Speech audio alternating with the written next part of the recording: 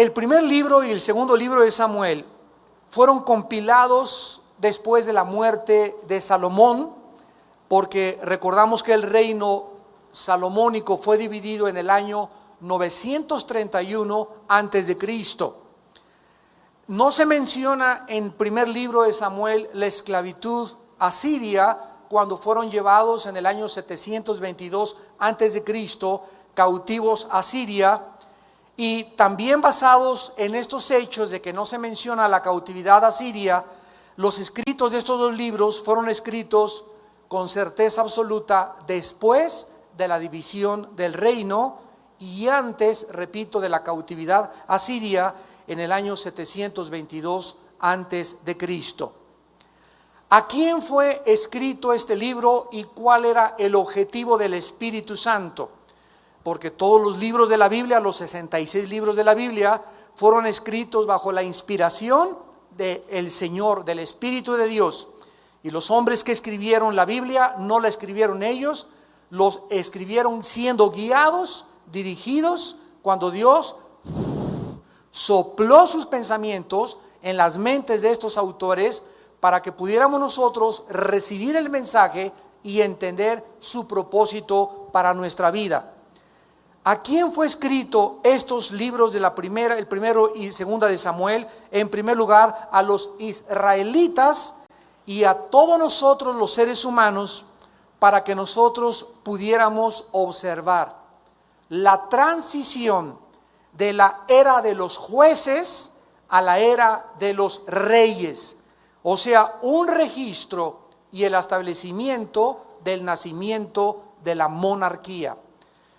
Cuando ustedes estudiaron el libro de los jueces, que también ya estuvimos estudiando hace muchos años, era un tiempo en el que cada quien hacía lo que bien le parecía ante sus ojos. Era un tiempo donde a los sacerdotes levitas la gente los podía alquilar con un precio. A ver, ven para acá, por favor, quiero que seas el sacerdote de mi familia, te vamos a invitar a comer, a cenar y a cenar, y dinos lo que nos conviene oír. Era un tiempo donde el sacerdocio se había prostituido. Era un tiempo donde los gobernantes no tenían ya absolutamente ninguna autoridad para decir esto es lo que se debe hacer. Y cuando los gobiernos no tienen una voz, en una conciencia que les dice no al aborto porque así lo dice Dios, no a la eutanasia porque así lo dice Dios, no a los matrimonios gay porque no es la opinión del psiquiatra, el psicólogo, el historiador, el sociólogo, sino es la opinión de Dios, entonces los gobiernos comienzan a hacer ante sus ojos lo que bien les parece. Y creo que todo esto nos suena a la luz que vivimos bastante familiar, porque estamos enfrentando una sociedad, una cultura donde cada quien está haciendo lo que bien le parece ante sus ojos. Holanda, Bélgica, Inglaterra acaban de legalizar los matrimonios homosexuales. Acaba de decir el señor Zapatero, el líder del Partido Socialista en España, que también ahí se va a legalizar o ya está legalizado el matrimonio gay, porque no hay ningún impedimento para que dos personas del mismo sexo se puedan amar, y además que no lo rige la Constitución para prohibir tales cosas. En Argentina, en Buenos Aires, en la ciudad de Buenos Aires, ya se legalizaron los matrimonios homosexuales y en más de 5 estados de la Unión Americana. En México está la Cámara de Senadores y los legisladores con una propuesta en la que están estudiando la posibilidad de que en México también se acepte el matrimonio entre dos mujeres, entre dos hombres, y además que puedan ellos adoptar niños. Todo esto que estamos viendo ser sacudido con tantos problemas y confusos morales, éticos, que si la clonación, que la iglesia tiene opinión sobre la clonación, qué debemos hacer con las fertilizaciones in vitro, cuándo se permite el divorcio, cuándo no se permite el divorcio, todas estas preguntas, cuestionamientos de carácter ético, moral y espiritual, ¿quién va a decirnos esta es la verdad absoluta? Un psiquiatra tiene una opinión, un sociólogo tiene otra opinión, un político tiene otra opinión, y el mundo está debatiendo alrededor de verdades relativas. No puede haber ningún sistema de verdades absolutas porque no hay ninguna religión, ni ningún sistema político que pueda decir esto es una verdad absoluta. Las únicas verdades absolutas se encuentran en la Biblia.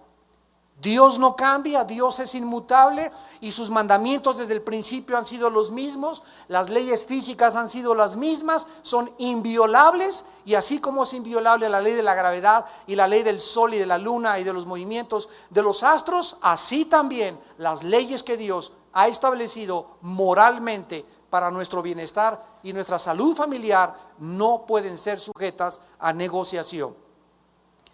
No solamente el primer libro de Samuel nos va a enseñar esta transición de la anarquía a la monarquía, sino que también nos enseña la importancia del establecimiento de la monarquía bajo la autoridad de Dios. ¿Quién fue el que estableció los gobiernos? Dios. ¿Quién estableció las familias? Dios. ¿Quién estableció la iglesia? Dios. ¿Quién estableció las leyes morales? Dios. Él es el legislador, el juez del universo. Él es el rey sentado en su trono. Y las leyes físicas, las leyes del gobierno, las leyes ceremoniales, las leyes morales han sido establecidas, repito, por Él, que no están sujetas a ningún cambio ni a ninguna negociación. La Biblia nos muestra claramente por el mismo rey Salomón en el libro de Proverbios capítulo 14, versículo 34, Proverbios 14, 34, dice Salomón: la justicia engrandece a la nación, mas el pecado es afrenta o reproche o vergüenza, podríamos decir, de las naciones. Vemos nosotros que en la Biblia está establecido que cuando hay justicia, cuando los gobernantes no realmente miran a quien ejercen la justicia, recordemos que el símbolo de la justicia es una mujer con los ojos vendados, con una balanza en una mano y con la espada en la otra. Es la estatua, ¿verdad?, el símbolo de la justicia. O sea, que la justicia no debe ver si es pobre la persona, si es influyente, si es mi pariente, si es mi familiar. Se tiene que ejercer ciegamente, sin ver la condición social, ni racial, ni cultural de ninguna persona. Un juez, un magistrado, un senador, alguien que ejerce la justicia, no puede hacer distinciones. Y esto es una de las cosas que ahora en nuestro país se está debatiendo. Se combate mucho lo que se conoce como la impunidad. O sea que hay personas que realmente, si tienen dinero, si tienen relaciones, si tienen amigos o compadres en el gobierno o tienen otro tipo de intereses políticos, no se ejerce la justicia como debería ser. La balanza en la mano significa que no puede haber más que el peso verdadero y la espada que representa la justicia de Dios. Entonces dice la Biblia: la justicia engrandece a la nación. Una nación donde no hay justicia, donde se pisan los derechos de los ciudadanos, donde ya no se puede ejercer verdaderamente la libertad, el derecho a la propiedad privada y el derecho que tenemos de expresarnos de una forma moderada, comenzamos nosotros a ver que las maldiciones comienzan a atacar esa nación. El pecado es afrenta, reproche, vergüenza de las naciones. Dice en Proverbios 16, versículo 12: abominaciones a los reyes, hacer impiedad, porque con justicia será firmado el trono. Dios dice ahora a todos los gobernantes del mundo, a todos los gobernadores, a todos los que se encuentran en autoridad y en eminencia, claramente, que si esas personas no son justas, no van a permanecer delante de sus ojos. Porque Dios ama la justicia, sigue la justicia y lucha por la justicia. Y estos hombres que han recibido un poder delegado por Dios, necesitan recordar esto, que la Biblia establece los principios de la justicia humana. 3 propósitos principales vamos a encontrar en el primer y segundo libro de Samuel. Veamos en primer lugar el propósito histórico. Este libro nos va a registrar la transición de una era corrupta, anárquica, que se conoce como el libro de los jueces, a la era de la monarquía. El libro de los jueces es el libro más oscuro del Antiguo Testamento. Es la época donde más bajo y donde más degradación, repito, moral, social, espiritual, llegó el mundo y el pueblo de Israel, donde todo mundo hacía lo que bien le parecía ante sus ojos, y se conoce como el tiempo de mayor apostasía. Apostatar significa salirse del camino o desviarse de la verdad. En segundo lugar, en el propósito histórico vamos a ver el comienzo de la monarquía, mostrando de qué manera Dios establece y dirige la monarquía desde su inicio. Vamos a ver que Dios tenía un propósito, que Él fuera el que gobernara a su pueblo. Sin embargo, vamos a ver en 1 Samuel que el pueblo no quiso ser gobernado por Dios.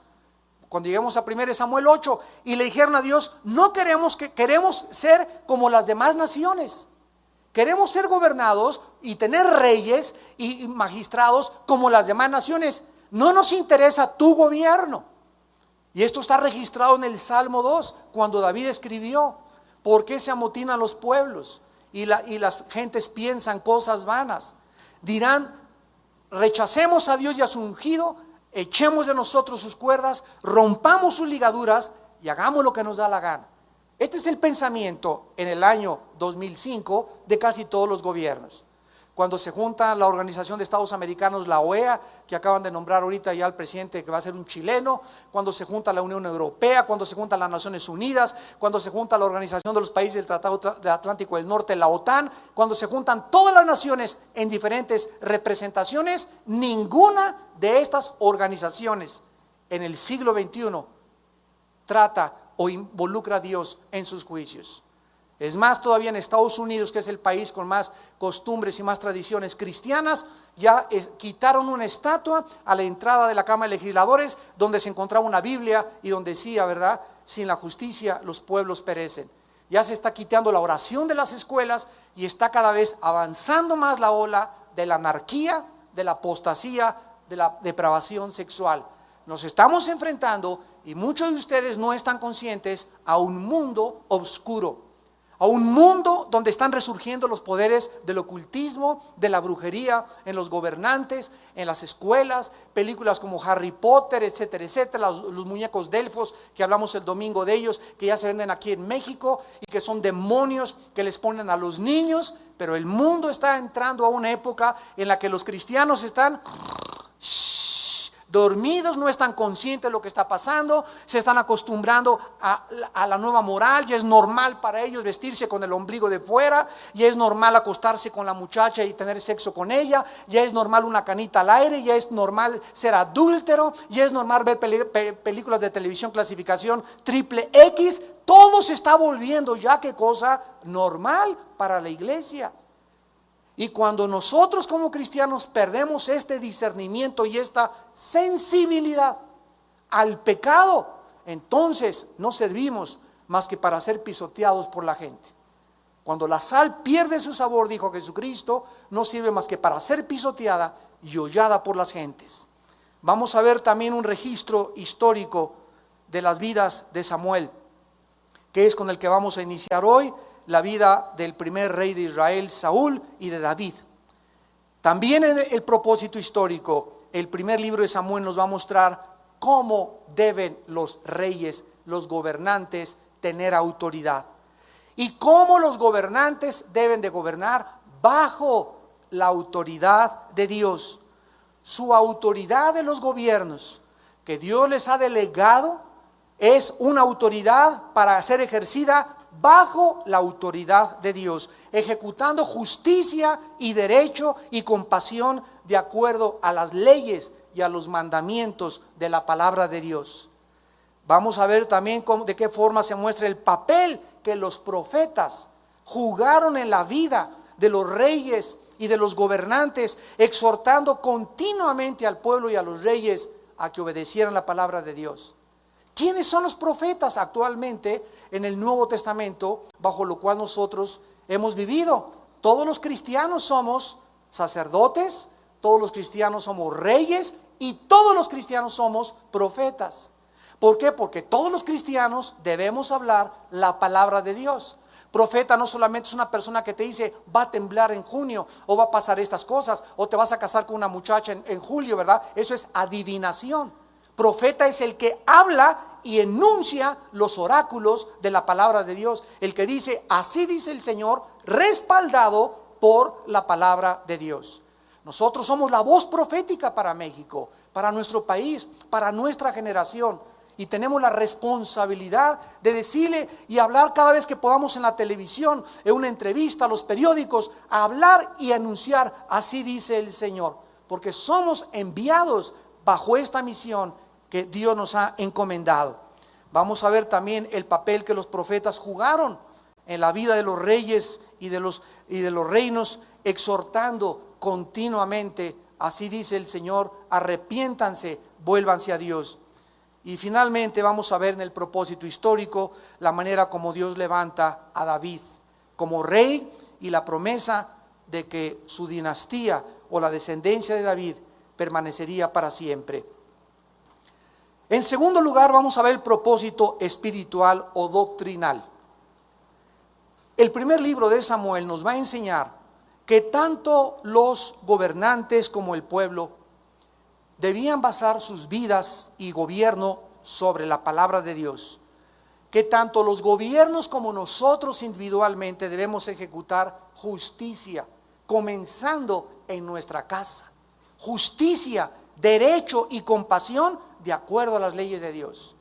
Todos nosotros, amados santos, de alguna forma tenemos empleados, tienes una servidumbre en tu casa o tienes hijos, debemos ser justos en pagarles lo que demanda la ley. A las personas que tienen prestaciones, dárselas de acuerdo a la ley. No explotar a nuestros obreros, no explotar a la persona, porque pues como hay muchos afuera buscando trabajo de taxista y yo tengo 2 carros, me vas a trabajar 2 turnos y me vas a dar este dinero y a ti solamente te va a quedar ese dinero. Nosotros tenemos que ser justos para ser bendecidos por Dios. En tu casa tienes que ser justo con tus hijos, tienes que ejercer justicia sin mirar tampoco a quién. Tienes que darle al pan pan y al vino vino. Si tu hijo es mayor, tiene 18, 19 años de edad y trae marihuana a tu casa o trae alcohol a tu casa y tú no haces justicia en tu casa, nosotros como varones y sacerdotes de la casa, aquí no entras con eso, pues me voy, pues agarra tu maleta y agarra carretera.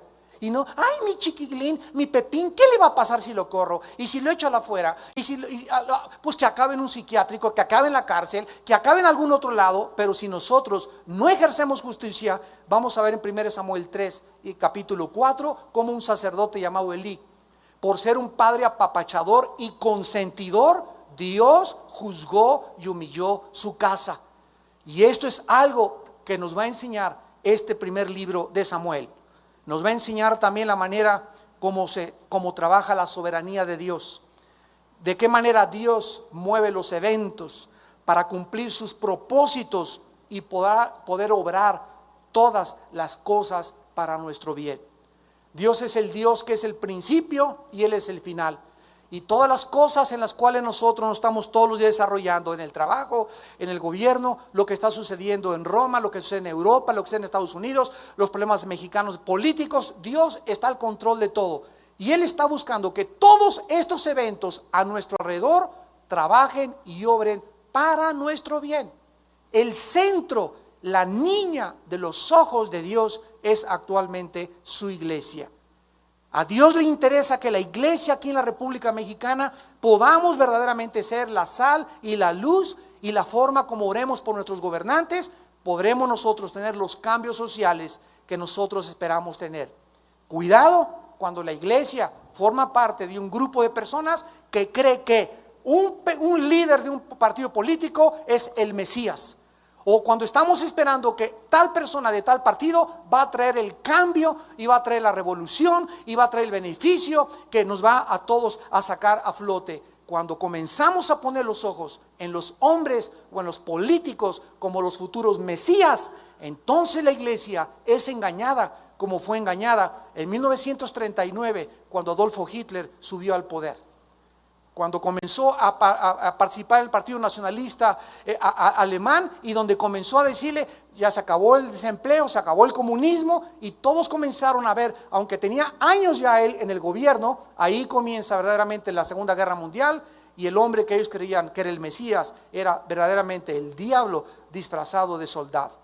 Así que dice la Biblia, maldito el hombre que confía en el hombre. No pongamos la esperanza en ningún hombre, no pongamos la esperanza en ningún partido, en ningún gobierno. Oremos por el que está, oremos por todos los gobernantes. La única esperanza que tenemos se llama Jesucristo. Y no hay ninguna otra esperanza hasta que Cristo regrese para que Él instituya y establezca la paz milenial. Y finalmente Dios nos va a mostrar también en este libro de qué manera tan maravillosa y sobrenatural contesta las oraciones. Como esta mujer que vamos a comenzar a estudiar, llamada Ana, que era estéril, que no podía tener hijos, que vivía en una familia disfuncional, donde había depravación sexual, donde había bigamia, etcétera, etcétera. Y esta mujer se pone a orar y le derrama su corazón a Dios, y Dios manda a través de ella el primer profeta llamado Samuel, que sería la voz que llamaría a los reinos y a la conciencia a volverse a Él. Y finalmente, este primer libro nos va a enseñar que todo lo que una sociedad siembra, esa sociedad recoge. Este principio lo tenemos en Gálatas: lo que el hombre siembra, tarde o temprano lo tenemos que recoger. Las personas que ejecutan justicia van a recibir justicia, y las personas que vivan vidas justas y vidas santas van a recoger en su vida justicia, paz y prosperidad. A ti ni a mí nos puede ir en la vida más que lo que hemos sembrado ayer, antier y la semana pasada. Así que si ahorita estás todo mal y mal y mal y mal y mal, y no ves nada que crezca y no es fruto, no encuentras paz, no encuentras satisfacción, no encuentras dirección en tu vida, te encuentras confundido, etcétera, etcétera, es porque hace semanas o hace meses, eso es lo que tú has estado sembrando. No has querido oír la palabra de Dios, has cerrado tus oídos a la sabiduría de Dios, no has escuchado la voz de tu pastor, la voz de los profetas, la voz del consejero, la voz de la hermana, te has cerrado y has querido tú a caminar en la vida de acuerdo a lo que bien te parece ante tus ojos. Esto es vivir en anarquía total. No eres Dios, yo no soy Dios. No podemos nosotros creer que podemos regir nuestra vida de acuerdo a lo que nosotros creemos que es bueno y que es malo. Para eso Dios nos dejó su norma y su palabra, para que supiésemos exactamente que Él es el que nos puede decir qué es bueno y qué es malo. Muy bien, abramos pues en 1 Samuel capítulo 1 en esta tarde y veamos de qué forma se inicia el establecimiento de la monarquía o del reinado de los reyes, mediante un nacimiento sobrenatural, donde nace un hombre llamado Samuel, que es de donde se deriva el nombre del primer y segundo libro de Samuel, que significa Shimuel en el hebreo, pedido al Señor. La palabra Samuel significa pedido al Señor. Hubo un varón de Ramataim, de Sofim, del monte de Efraín, que se llamaba Elcana, hijo de Jeroam, hijo de Liu, hijo de Tou, hijo de Suf, efrateo. Y tenía él 2 mujeres, el nombre de una era Ana y el de la otra Penina. Y Penina tenía hijos, mas Ana no los tenía. Todos los años aquel varón subía de su ciudad para adorar y para ofrecer sacrificios a Jehová de los ejércitos en Silo, donde estaban 2 hijos de Eli, Ofni y Fines, sacerdotes de Jehová. Y cuando llegaba el día en que Elcana ofrecía sacrificio, daba Penina, su mujer, a todos sus hijos y a todas sus hijas, a cada una su parte. Pero Ana daba una parte escogida porque amaba a Ana, aunque Jehová no le había concedido tener hijos. Y su rival la irritaba, enojándola y entristeciéndola, porque Jehová no le había concedido tener hijos. La sociedad de los tiempos en los cuales nos estamos introduciendo se había corrompido, repito. Se había depravado cuando nació Samuel. El pueblo se había totalmente desviado hacia la inmoralidad, hacia la rebelión, la injusticia, la violencia, el abuso a las mujeres, crímenes diversos, compromiso espiritual y social y mucho libertinaje sexual. Pero en medio de esta sociedad inmoral y anárquica había ciertas familias que aún vivían con Dios y sus vidas demostraban que sí se puede vivir en medio de tantas tinieblas y de tanta corrupción y de tantas presiones filosóficas y morales. Sí se puede vivir en santidad.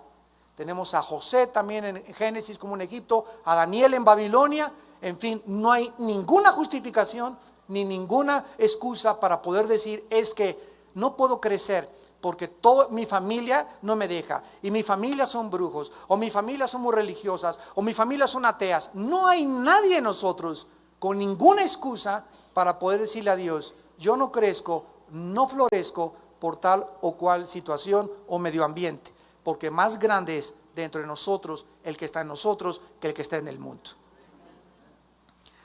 En medio de esta sociedad vemos pues a una de estas personas llamada Ana, la futura madre del profeta Samuel. Vemos que sus padres eran bígamos y eran carnales y se conformaban con las costumbres y modas y moral y cultura de sus días. El chulo del Cana tenía 2 mujeres. Él era un sacerdote, el Cana, sin funciones sacerdotales, y lo sabemos por la genealogía que hay en 1 Corintios 6. Esta familia provenía de la rama de los coatitas. Recordamos los que hemos estado estudiando el libro de los Números los domingos, que los coatitas eran parte de los levitas encargados de transportar el tabernáculo y descendían de la tribu de Leví, descendientes de músicos que servían en el tabernáculo y en el templo. Veamos rápidamente en Primera de Crónicas capítulo 6. Primera de Crónicas capítulo 6. Adelante de Segundo de Samuel y de Reyes está Crónicas. Primera de Crónicas 6. Dice el versículo 16, para tener un trasfondo de esta familia donde nace Samuel y que es importante para entender por qué la familia vivía como vivía. En Primera de Crónicas 6, versículos 16, dice la Biblia: a los hijos de Leví, Gersón, Coat y Merari. Dice el versículo 23, Elcana su hijo, Ebiasaf su hijo, Asir su hijo. Versículo 31 al 33. Estos son los que David puso sobre el servicio de canto en la casa de Jehová después que el arca tuvo reposo. O sea, cuando el arca fue rescatada, lo vamos a estudiar también, capítulos 6 y 7, 1 Samuel. David pone el arca y entonces lo que hace David es levantar otro tabernáculo, pero ahora con cantores. En el tabernáculo de Moisés no había cantores, no había danza, no había nada de esas cosas. Y el pueblo se acostumbró a la religiosidad, a llegar a la iglesia y santo, santo, santo, y con el himnario aquí y todos fríos, sin realmente vivir, sin una adoración donde se entregaba el corazón a Dios, todo un formalismo religioso como actualmente en muchos lugares se sigue acostumbrando, donde la adoración es mecánica, es ritual, es robótica y ya no hay nada absolutamente del corazón. ¿Y qué hace Dios cuando ve al pueblo caer en la religiosidad? Le permite a David levantar otra forma de adoración. Y todo el mundo se espantó. Ay, pero si Moisés no nos enseñó eso, que deberíamos de bailar aquí y de danzar acá tampoco. Y entonces David comienza y salta David. ¿Qué le hacía así David entrando a Jerusalén? Y hasta una de sus esposas le ve y le dice: qué ridículo te veías. No, la gente va a hacer broma de ti. Y por la forma en cómo esa mujer de David critica a David sin saber que David lo hacía para el Señor, queda estéril y bajo maldición durante todos los días de su vida.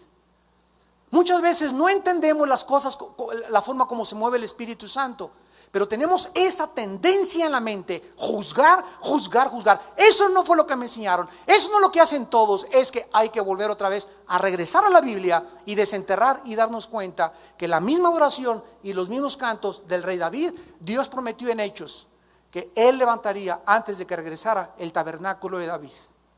O sea, volvería otra vez a levantar en la iglesia. Cuando ya caímos en el ritualismo y en la religiosidad, Dios comenzaría a levantar iglesias frescas, con otra visión, con alegría, donde bailaran y donde los jóvenes pudieran darse cuenta que ir a la iglesia no es golpe de pecho, santo, santo, santo, y oler a incienso, y todos así con el velo y agachados, sino que es alegría, es gozo, es expresión de la naturaleza que tenemos, y donde esas cosas le agradan a Dios cuando lo hacemos para su gloria. Nada más una persona aplaudió. Entonces dice aquí en 1 Crónicas 6 que cuando establece David el servicio del canto, dice el versículo 32, los cuales servían delante de la tienda del tabernáculo de reunión en el canto hasta que Salomón edificó la casa de Jehová en Jerusalén. Después estuvieron en su ministerio según su costumbre. Estos pues con sus hijos ayudaban. De los hijos de Coat, el cantor Emán, hijo de Joel, hijo de Samuel. Vemos pues que la familia de Samuel descendía y comenzaba ellos a formar parte también de la tribu sacerdotal y de aquellos que serían los futuros cantores que el rey David establecería en la monarquía israelita. Esta familia, dice 1 Samuel, versículo 19, levantándose de mañana adoraron delante de Jehová y volvieron y fueron a su casa en Ramá. Elcana se llegó a Ana su mujer y Jehová se acordó de ella. Esta familia habitaba en Ramataim de Sofim, que es otro nombre para Ramalá, un pueblo que actualmente todavía se encuentra a 8 kilómetros al norte de Jerusalén. Ramá no era una de las ciudades que Dios había escogido para los sacerdotes, sino había sido asignada originalmente a la tribu de Leví, pero por alguna razón una rama de la tribu se cambió hacia la montaña de Efraín. Y esto sucedió desde el libro de los jueces, cuando los sacerdotes comenzaron a apartarse de la dirección que Dios les había dado. En 1 Samuel 1, versículo 2, nos damos cuenta que el esposo de Ana era una persona que tenía a 2 mujeres. Conformándose a su cultura, desde luego, y costumbres carnales de sus tiempos, Dios prohibió en Deuteronomio 17 que nadie tuviera más que una sola mujer.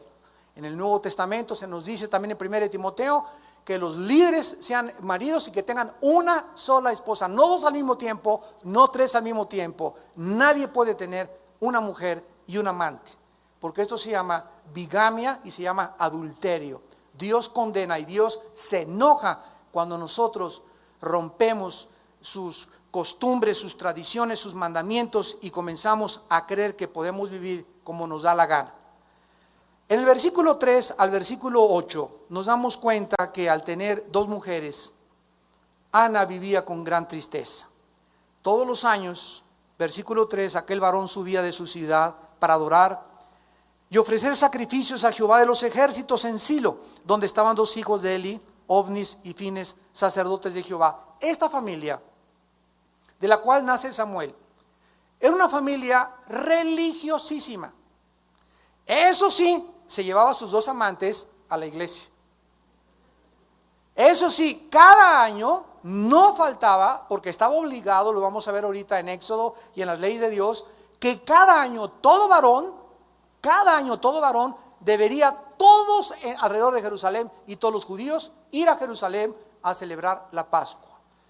Entonces, esta familia de la que nace Samuel era una familia muy religiosa, pero al mismo tiempo tenía el hombre a sus 2 compañeras, a sus 2 amantes. Una era su esposa, la otra era su amante.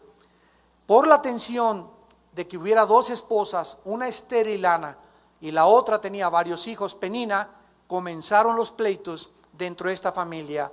Samuel nace dentro de una familia disfuncional, una familia donde hay adulterio, donde hay bigamia, donde hay fornicación, donde hay hipocresía religiosa, donde hay amargura, porque Ana vivía amargada, ya que la otra amante de su esposo le reprimía, la recriminaba, se burlaba de ella, la humillaba, porque ella era estéril y no podía tener hijos. Aunque eran devotos y religiosos, eran hipócritas en el servicio a Dios. Todos los varones, dice en Éxodo 34, 23, se les obligaba a ir una vez a las fiestas cada año.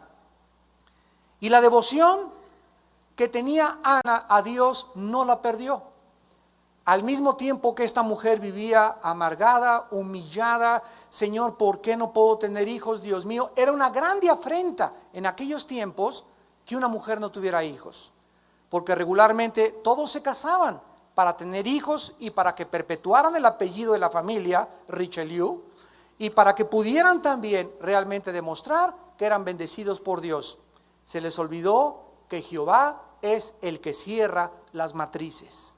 Es de Dios el dar hijos y es de Dios el permitir que no nazcan los hijos. Y muchas veces hay familias que no tienen hijos y Dios es la voluntad de Dios. Y hay personas, como vimos el domingo, que no se casan.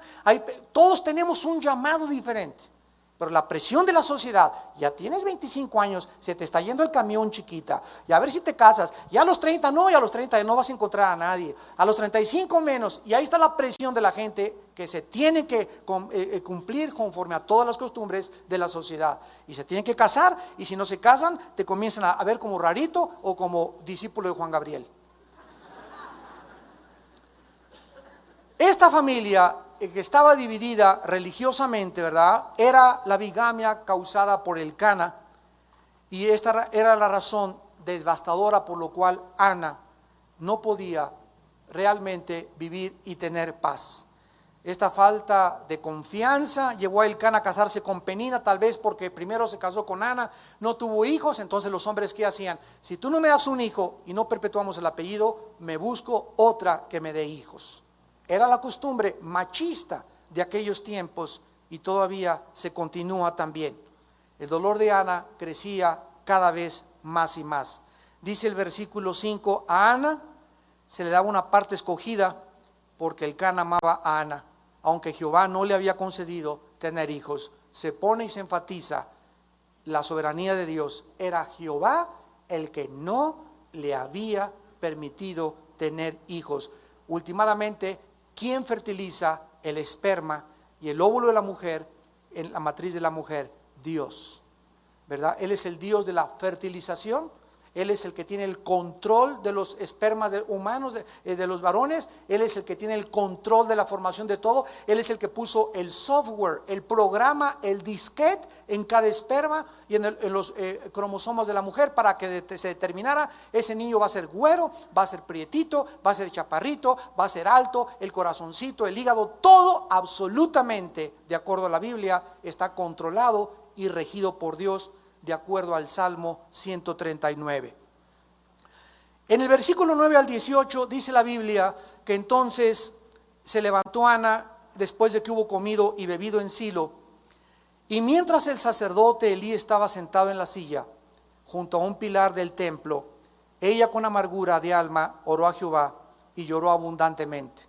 Recordamos que esta familia cada año iba a Jerusalén, y en uno de esos viajes a Jerusalén, Ana se presentó en el tabernáculo y ya no aguantó más. Estaba su alma demasiado cargada. Ella pudo haber seguido amargada o pudo haber derramado y echado toda su ansiedad sobre Dios, sabiendo que Dios tiene cuidado de nosotros. Y lo mismo nos pasa a todos nosotros. Podemos llegarnos a cargar tanto con un problema y tanto con un problema y tanto con un problema, que el problema del hijo, de la hija, del negocio, del familiar, etcétera, etcétera, nos puede verdaderamente hundir en depresión y en amargura. Y por ese problema amargar a los demás, y por ese problema ya no ver una ventana y cree que ya no salgo con este problema, es demasiado, o con el esposo, y comenzar a cerrar todas las posibles rayos de luz que puedan penetrar del cielo, diciéndonos: acuérdate que yo estoy en el cielo y estoy al control de la situación. Entrégame a tu hijo, entrégame a tu hija, entrégame a tu esposo. Pon tus ojos en mí, dice Jesús. No pongas tus ojos en las cosas de aquí de la tierra, porque te hundes. Cuando Pedro le dijo a Cristo: Pedro, camina sobre el agua, Pedro comenzó a caminar sobre el agua. Y cuando no vio a Jesús y vio el mar, se comenzó a hundir. Y así pasa con nosotros, amados de Dios. Si tenemos los ojos en Cristo, vamos a caminar sobre los problemas. Quitamos los ojos de Cristo. Ay, el problema. Ay, no hay dinero. Ay, no hay trabajo. Mi hijo está en las drogas. Mi hija se fue a la prostitución. Ya pasó esto. Ya pasó aquello. Ay, ay, ay, ay. Y te comienzas a lamer tus heridas y a convertirte en víctima. Te hundes y nos hundimos. Y no es justo. Porque tenemos que seguir viviendo. Y no te van a pasar 5 años de tu vida amargado, y nunca has tenido el problema y puro sufrir, y nunca has podido salir de ese hoyo porque no quieres creer que la provisión del Espíritu Santo dentro de nosotros se le llama el Consolador. Híncate cuando estés bajo esta situación de agobio, de depresión, de cosas que no aguantas. Híncate y entrégaselo a Dios. Hay muchas veces que nosotros quisiéramos controlar las circunstancias y quisiéramos tener control de lo que va a pasar mañana, y control de la caída del peso, y control del gobierno, y control de nuestros hijos, y control de nuestro matrimonio, y nosotros no tenemos control de nada. De nada. No somos dioses. Yo siempre le digo a Dios, Padre Santo, yo no soy Dios para cambiar a esta persona. Yo no soy Dios para convencer a ese hijo. Yo no soy Dios, no somos Dios, Padre, yo no soy Dios. Ese es tu trabajo, Señor, es tu responsabilidad. A mí dime solamente, ¿qué quieres que yo haga? Es todo lo que te pido. Pero tú eres el que tiene el poder, el que tiene el control, el que está sentado en su trono en el universo. Y Ana fue lo que hizo. Ella no quiso toda su vida pasarse como una mujer amargada. Ay, no puedo tener hijos. Y ya ves Dios. Y yo soy buena. Y esta que me está echando la bronca. Y esta que ve las telenovelas. Y esta que tiene, y anda para ir y para abajo. Y se la lleva a mi esposo hasta que es que tengo. Y yo aquí todavía echadota. Y le hago la media a los huevos con chorizo. Y ella no cayó en ese círculo vicioso de depresión. Ella derramó su alma delante de Dios. Ahora, la situación era tan grave en el tabernáculo que era una costumbre que mucha gente llegara borracha. Era tal depravación y tal apostasía, como en muchas religiones que vamos a ver, van a su iglesia y le cantan y bailan y por aquí para allá, afuera de la iglesia, con la pacha de tequila aquí atrás. O en drogas llegan a la iglesia, o llegan borrachos a la iglesia, y era una costumbre, ¿verdad?, en la que se profanaba el nombre del Señor. Ana estaba tan conmovida espiritualmente que cuando comenzó a orar, el sacerdote Elí creyó que estaba borracho. Y es cuando le dice en el versículo 10, ¿verdad? Derrama con amargura su alma y hace voto a Jehová. Versículo 11 diciendo: Jehová de los ejércitos, si te dignares mirar a la aflicción de tu sierva y te acordares de mí, y no te olvidares de tu sierva, sino que dieres a tu sierva un hijo varón, yo lo dedicaré a Jehová todos los días de su vida, y no pasará navaja sobre su cabeza. Mientras ella oraba largamente delante de Jehová, Elí estaba observando la boca de ella. Recordamos que Elí era el sumo sacerdote en aquellos tiempos del tabernáculo. Pero Ana hablaba en su corazón y solamente se movían sus labios y su voz no se oía. Y Elí la tuvo por ebria. Entonces le dijo Elí: ¿hasta cuándo estarás ebria? Digiere tu vino. Y Ana le respondió diciendo: no, Señor mío, yo soy una mujer atribulada de espíritu. No he bebido vino ni sidra, sino que he derramado mi alma delante de Jehová. No tengas a tu sierva por una mujer impía, porque por la magnitud de mis congojas y de mi aflicción he hablado hasta ahora. El sacerdote le dijo: vete en paz, y el Dios de Israel te otorgue la petición que le has hecho. Y él le dijo: halle tu sierva gracia delante de tus ojos. Y se fue la mujer por su camino y comió y no estuvo más triste. Nos damos cuenta que cuando el sacerdote se da cuenta que esta mujer no estaba borracha, sino que realmente estaba derramando su espíritu, ella le dice: soy una mujer atribulada, tengo un problema grandísimo, pero yo quiero dejar aquí mi problema. ¿Y qué hace Ana a Dios? Oh Dios, yo te pido un hijo para mí. ¿Eso dijo? No. Hay muchas personas que quieren: yo quiero tener un trabajo. Y si yo nos contestara, nos preguntara: ¿para qué? Para que ni siquiera, si ahorita no me diezmas, ¿quieres que te dé un trabajo mucho mayor para que seas más avaro? Quiero casarme ya. ¿Para qué? ¿Para entregarme a tu esposa a mí? No, para que sea para mí, para llevármela yo conmigo a Cancún. Quiero tener una novia, quiero tener un novio. ¿Para qué te contesta Dios? Pues porque me siento solito, solita. Entonces cuando nosotros pedimos y pedimos mal, Santiago 4, Dios no nos los concede. Dios responde a la oración que es para su gloria. Padre, quiero una novia. ¿Para qué?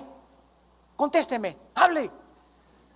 Señor, porque quiero comenzar a prepararme para ser líder y comenzar a discipularla y hablarle de ti. Te va a traer a la hermana Britney Spears. Ah, ¿verdad? Quiero un muchacho de novio. ¿Para qué? Quiero hablar en lenguas. ¿Para qué? Ándele. Todas las cosas que pedimos tienen que tener un propósito de glorificación a Dios. Quiero un mejor trabajo. ¿Para qué? Quiero llegar a ser gobernador. ¿Para qué? El motivo detrás de lo cual nosotros, o por lo cual oramos, es lo que le interesa a Dios en nuestra vida. Ana le dice a Dios, dame un hijo, no para mí, porque si me lo das, te lo devuelvo. Lo entrego totalmente a tu servicio. ¿Saben ustedes el sacrificio que es cuando los hijos crecen? Llevarlos a una escuela, por ejemplo, internados, que no se recomienda a ningún niño chiquito, ¿verdad?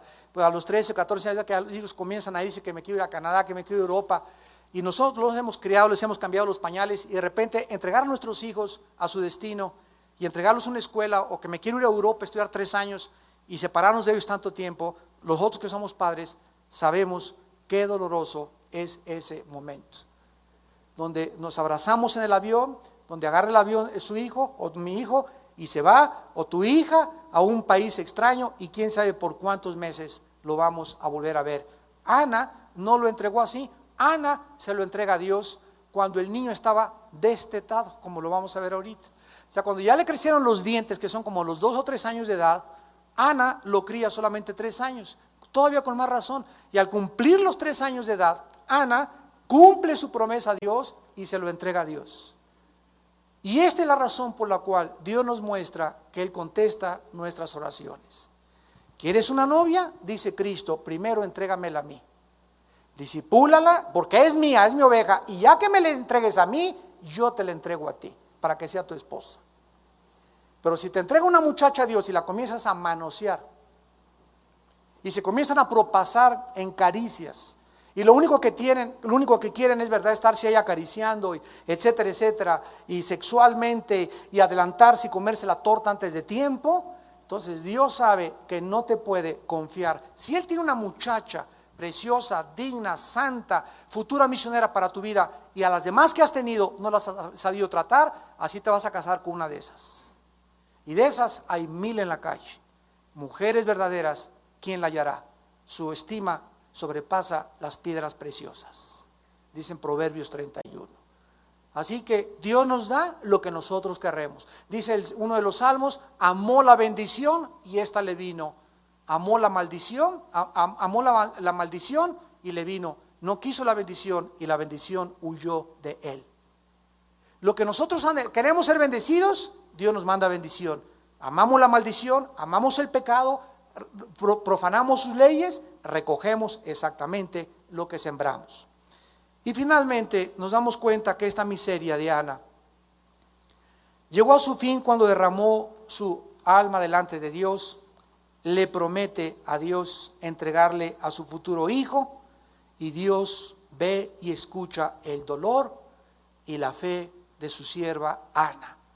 Al darse cuenta que ella decide, no voy a seguir con esta amargura, te voy a entregar mi corazón, te voy a entregar. Y es interesante que dice en el versículo 18 que cuando ella habló con el sacerdote y el sacerdote le dice, halle tu sierva gracia delante de tus ojos, dice la Biblia, y se fue la mujer por su camino y comió y no estuvo más triste. O sea que cuando ella vino ante Dios y le derramó su corazón a Dios, se levantó de orar y no siguió, sino que en ese momento ella, creyendo que Dios oye la oración, ya no quiso volver a amargarse, no quiso volver a estar triste. Ya dejé mi carga delante del altar de Dios. Ahora, Señor, como dice el Salmo 37, encomienda a Jehová tu camino y confía en Él y Él hará. Hace muchos años les conté la historia de una familia que me invitó a su casa a orar, por acá por nuestras colonias de Valle Dorado. Y llegué a la casa y me recibieron las hijas de la hermana, como a las 8 de la mañana me invitaron a desayunar. Venga, pastor, a cenar. Como no. Llegué a la casa y tu mamá, le dije a una de las muchachas, está arriba orando, hermano. Ah, qué bien. 8:20, 8:15, 8:25, 8:30 y la mamá no bajaba. Le dije, oye, tu mamá está orando. Sí, ahorita baja y ahorita desayunamos en 5 minutos. Y bajó la hermana a las escaleras. Ay, hermano. Ay, hermano. Ay, hermano. ¿Qué pasó, hermana? Ay, hermano. Y me comienza a abrazar a la hermana. Ay, hermano. Le digo, ¿de dónde viene? De orar. Y le dije, regrésese. Así le dije, me acuerdo muy bien. Viene a orar, regrésese, le dije, porque usted no es cierto que estuvo de rodillas delante de Dios. Y me acuerdo que les compartí este pasaje de 1 Samuel de Ana. Le dije, porque cuando usted ora, usted lo tiene que hacer con fe, no dudando nada, porque el que duda es como una ola del mar llevada de un lugar para otro. Santiago 1. No piense pues quien tal haga que recibirá nada de Dios. ¿Qué cosa que hago? Cuando usted se hinque a orar, señora, crea que usted realmente le entregó ya su problema a Dios, a su hijo, y levántese y ya estése tranquila, lávese la cara, alégrese, gócese y no esté más triste. Es la única forma de demostrar que realmente creemos que Dios contesta la oración. Pero no salgas aquí, tuvimos una reunión de oración ahorita antes de la conferencia y la tenemos todos los martes. No creas que cuando vienes aquí a orar, ay, y te vas igual que como tú entraste, no vas a recibir nada de Dios. O la oración cambia y transforma y crees que Dios te escuchó y que ya no tienes por qué estar triste porque Dios de alguna forma va a solucionar tu problema, o realmente vives en incredulidad. Finalmente, ¿verdad? Ana mantiene su promesa con Dios, dice el versículo 21, subió del varón Elcana con toda la familia a ofrecer a Jehová el sacrificio acostumbrado, pero Ana no subió, sino dijo a su marido, yo no subiré hasta que el niño sea destetado, para que lo lleve y sea presentado delante de Jehová y se quede allá para siempre. Versículo 23, es tremendo. Y Elcana su marido le respondió, haz lo que bien te parezca, quédate hasta que lo destetes, solamente que cumpla Jehová su palabra. Y se quedó la mujer y crió a su hijo hasta que lo destetó, y después que lo hubo destetado, lo llevó consigo con 3 becerros, un efa de harina, una vasija de vino, lo trajo a la casa de Jehová en Silo, y el niño era muy pequeño. Aquí sucede algo extraordinario. Los hombres, de acuerdo a la ley en Deuteronomio, podían anular los votos de la mujer. O sea, por ejemplo, si la mujer decía, padre, te prometo esto, que te voy a entregar este hijo, y el esposo le decía, no, yo no voy a entregar ese hijo porque es mío también, la mujer no podía más que someterse al esposo. Cualquier promesa que la mujer hiciera podía ser rota e invalidada por el esposo con la bendición de Dios. Y cuando nos damos cuenta que Ana tiene el único hijo, el único niño con Elcana, y Elcana amaba a Ana aunque fuera estéril, y Ana le da un hijo y Ana le dice, pues ahora este hijo que hemos tenido, mi amor, se lo vamos a entregar a Dios, no va a ser ni para ti ni para mí. Él pudo haber dicho, de ninguna manera, ese niño lo quiero aquí y rompo y anulo totalmente tus votos. Y dice la Biblia en el versículo 23 que Elcana le respondió, haz lo que bien te parezca. Esto se llama gracia de Dios, donde ha agradado tanto el corazón de Ana a Dios que la pone en favor con su marido. Y el marido le dice, yo te apoyo, entreguemos a nuestro hijo al Señor. Vio tanta devoción en su esposa Elcana y tanta entrega y tanto amor a Jehová que no pudo más que realmente ablandar su corazón y decirle, pues lo vamos a entregar. Porque repito, él no había hecho el voto, era su hijo y él podía también mantenerlo cerca de él. Y entonces dice el versículo 25 para terminar, mataron el becerro y trajeron el niño a Elí, o sea, el sumo sacerdote que en Jerusalén presidía el templo, y ella dijo, oh Señor mío, vive tu alma, Señor mío, yo soy aquella mujer, que estuvo aquí junto a ti orando a Jehová. Por este niño oraba y Jehová me lo dio lo que pedí. Yo pues lo dedico también a Jehová, todos los días que viva será de Jehová. Y allí adoró a Jehová. En el libro de Deuteronomio, capítulo 23, versículos 21 al 23, la Biblia dice: cuando haces voto a Jehová, tu Dios, no tardes en pagarlo, porque ciertamente lo demandará Jehová tu Dios de ti, y sería pecado en ti. Mas cuando te abstengas de prometer, no habrá en ti pecado, pero lo que hubiere salido de tus labios lo guardarás y lo cumplirás, conforme lo que prometiste a Jehová tu Dios, pagando la ofrenda voluntaria que prometiste con tu boca. Ana hizo lo que ella le había dicho al Señor: te entrego mi hijo. Amados padres de familia, terminamos con este pensamiento. Todos nosotros los que tenemos hijos tenemos que recordar algo solemne, verdadero y real: no son nuestros. Nuestros hijos son del Señor, Él nos los dio. Y tarde o temprano, ¿qué estamos haciendo? Solamente prepararlos para entregarlos a su destino, para entregarlos al Señor tarde o temprano. Hay muchas mamás y papás posesivos que comienzan, pues a ninguno de sus novios, me parece, y la muchacha ya llegó hasta los 45 años de edad y ya anda hasta arañando las paredes por casarse, pero a su mamacita, como sabe que si se casa la va a dejar a ella y se va a quedar la mamá sola en la casa, se vuelve una mamá posesiva, dominante y chantajista, y comienza a chantajear: ay, si te vas, ¿qué voy a hacer yo sola? ¿Y quién me va a cuidar? O papás así. Y cuando entramos en este punto nosotros de chantajear a los hijos y comenzar a creerlos que son nuestra pertenencia y que son de nosotros y que podemos dirigir sus vidas, en ese momento Dios nos juzga.